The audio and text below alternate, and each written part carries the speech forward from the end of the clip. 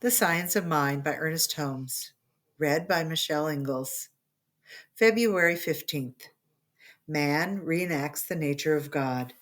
Whatever is true of the universe as a whole must also be true of the individual as some part of this whole. Man is evolved from the universe as a self-conscious, thinking center of living spirit, and as such he must, in his nature and being, reproduce the universe. If we realize that God is triune and that man is a spiritual likeness of God, we shall see that the whole scheme of life and the whole nature of the divine being is reenacted through man. This, of course, does not mean that man is God. It means that in his small world of individual expression, his nature is identical with God's. This is what Jesus meant when he said, "As the Father hath life within himself, so hath he given to the Son to have life within himself." This refers to inherent life, real life. That is the only life God could have. We must expect to find in man, therefore, the same inherent attributes that we find in the universe from which he springs. A single drop of water is not the whole ocean, but it does contain within itself the same qualities and attributes. Man is made out of and from life. As effect must partake of the nature of its cause, so man must partake of the divine nature from which he springs.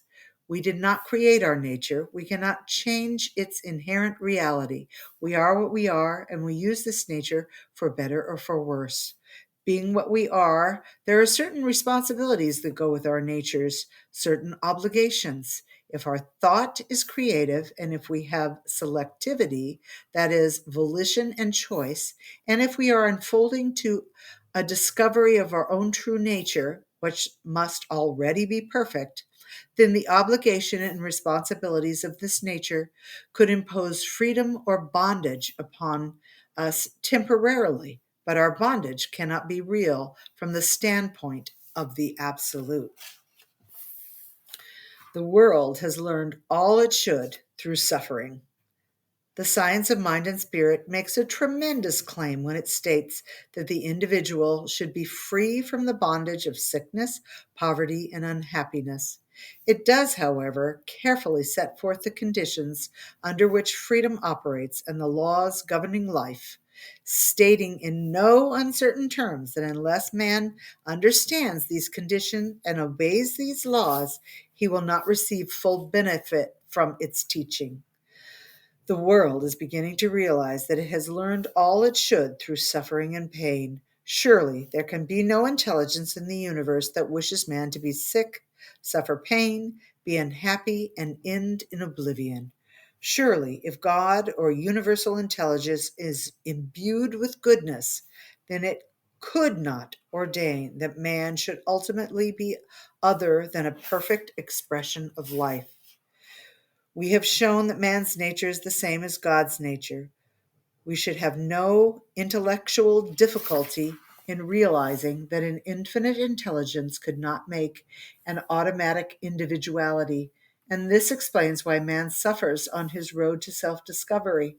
His suffering is not God ordained because he creates his own experience as he becomes individualized. By individuality is meant self-choice, volition, conscious mind, personified spirit, complete freedom, and a power to back up that freedom. We cannot imagine a mechanical or unspontaneous individuality. To be real and free, individuality must be created in the image of perfection and let alone to make the great discovery for itself.